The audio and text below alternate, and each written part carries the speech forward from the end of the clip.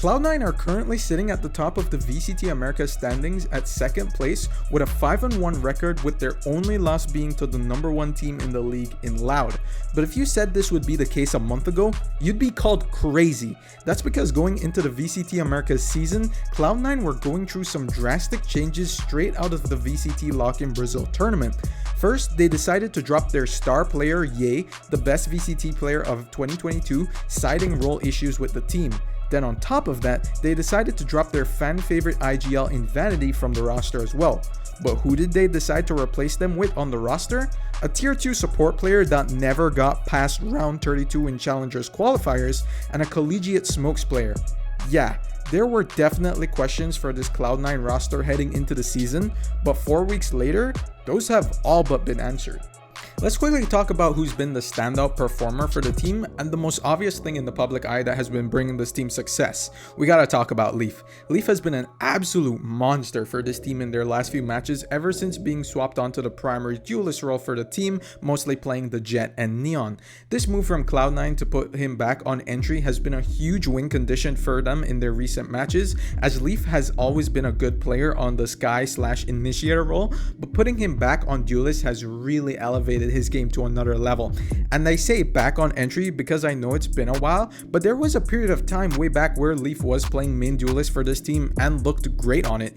He was playing this back in 2021, and for me his most memorable performances came from Champions 2021, where his play helped to take Cloud9 out of a tough group stage into the quarterfinals.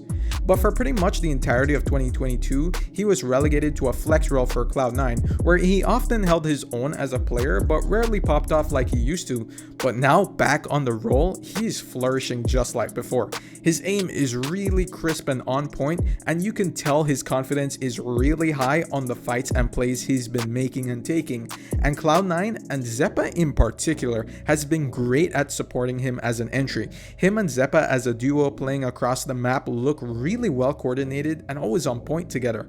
While of course most of Leaf's success should be attributed to him just being a cracked player, it's definitely much easier to show consistent performances when you're getting proper support from the rest of your team. Previously, Zelsis was playing entry for the team, and while he did look mostly good on the Phoenix on Neon, his biggest issue was that he didn't play Jet, and at least not good enough for tier 1. And looking at the current meta, having a cracked Jet player is essentially a must for consistent results, making the move to put Leaf here make even more sense when you look at it this way. Now, we also gotta speak about Jake and Rooney, the new pickups for Cloud9 that they got to replace Yay and Vanity. Now, of course, there were some huge shoes to fill for these players coming into Cloud9, and with being added with so little time before the season, not many thought they would actually be able to hold up in VCT Americas. With only a couple weeks to integrate into the team and not much tier 1 experience to begin with, it was definitely going to be an uphill battle for them. But now, having seen them play for a couple of weeks, safe to say they have surpassed all our expectations as players, especially mine. Jake has been a serious threat for enemy teams in the controller role. His utility and positioning has been on point, and he often has random pop-off moments where he just goes and kills 3 enemies where it definitely feels like he shouldn't have. I can't tell you how many times I see him walk up into an area where he's gonna have to take a fight versus multiple enemies, and I'm thinking, okay, he gets 1 here, maybe 2, and then they're gonna trade him. And then he just goes God mode and gets all 3 kills. As a collegiate player going straight into tier 1 pro, I would have never guessed he would be able to keep up with and even surpass many of the current smokes players in VCT Americas. And coming into the IGL position for this team, Rooney had a lot of responsibility to take up as a player, and man, he's really stepped up to the plate. His calling has honestly just been great to watch. Cloud9 often have smart game plans going into rounds depending on which team they're up against, and their mid-rounding has honestly just been fantastic. Now, while we have to give him credit for this, it's been said that his job as an IGL has been helped a ton on this team by the veteran core of Leaf, Zeppa, and Zelsis, all being highly vocal players.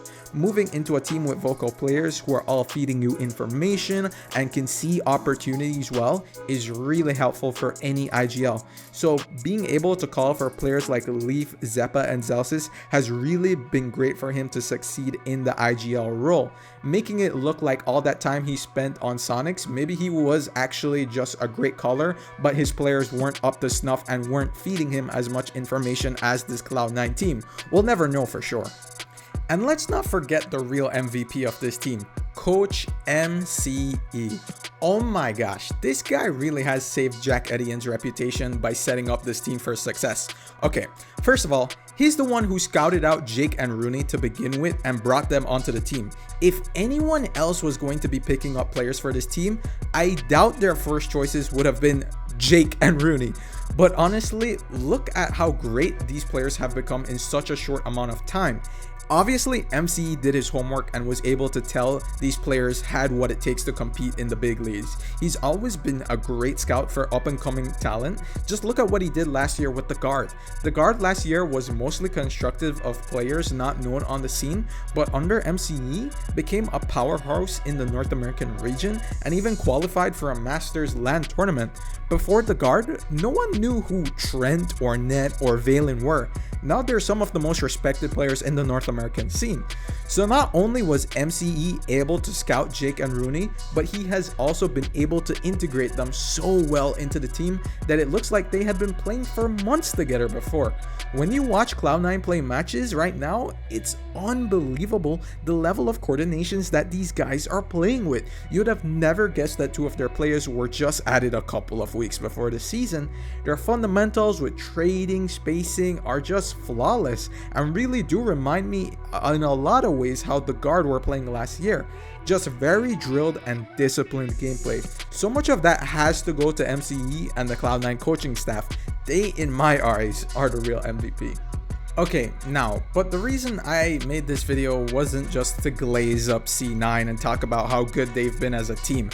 I came across a really interesting take on the competitive Valorant Reddit that posed the idea that maybe the C9 staff were right to get rid of Yay, and we as a community were too harsh on them for dropping him. So that got me thinking, looking at everything they've accomplished, were C9 actually right for dropping Yay? Taking a look at their results so far in VCT Americas, it looks like a very obvious yes. But is that really the case? Well, that really depends on how you look at things. There are two main ways you can approach this idea in my opinion. If you believe that Yay was dropped because of role issues and more recently revealed poor scrims over a couple of months before a lock in Brazil, then yes, Cloud9 did absolutely make the right decision. But if you're like others who think the whole role issues thing was just a cover-up for the real reason being financial issues and Cloud9 actually not being able to afford Yay, then no, Cloud9 were definitely not right for dropping him. I don't need to tell you how good of a player Yay is. If you've been watching competitive Valorant over the past year, then you already know how good he is. He's the type of player that will hard carry a team as long as the players and structure around him are a good fit. What especially sucked about what happened to Yay was that the time he was released along with VCT rules means he basically can't play tier 1 Valorant for an entire year, which of course really sucks if you're Yay or a fan of his. I was pretty vocal when they dropped him. I really thought it was a terrible idea for the team and a sucky move for the organization to do it when they did it. The way I see it is that the main reason he left was due to financial reasons, and maybe C9 were having some role issues and maybe they were having some bad scrims, but those were exacerbated to make it seem justifiable to drop Yay. And then they got super lucky with MCE being a next level scout and finding Jake and Rooney, and then being able to structure and set them up for success in such a short amount of time. It's very possible that if C9 kept Yay and moved around some other players, that they could also be looking this good or even potentially better, but I can't say for sure. Honestly, if C9 had a different coaching staff, I highly doubt they would be in the position they are in now and wouldn't be looking this good and coordinated. So personally, I don't hate Cloud9, but I don't think I'll ever believe Yay was entirely dropped because of these issues they described. He's just too good of a player to give up, and if your team was struggling with role issues, then a different player would have been dropped. And if the reason for dropping him was financial like I thought, then that really does suck, because that means he got dropped for something that wasn't even his fault, and C9 is to blame for that. But luckily for Yay and fans of his, he actually has made a return to pro, playing in the NA Challengers League under Disguised Toast's new team, Disguised. Unfortunately, they haven't been looking too hot, but a player that has been looking really good since their return to pro has been Marv. He recently made his return to Tier 1 Valorant playing with Sentinels, who have been struggling quite a bit as well. But I think now with Marv being a full-time starter for the team, the situation has really changed for Sentinels, and if you're interested, I made a whole video covering the situation that will be linked in the top left corner of your screen. Be sure to click and check it out.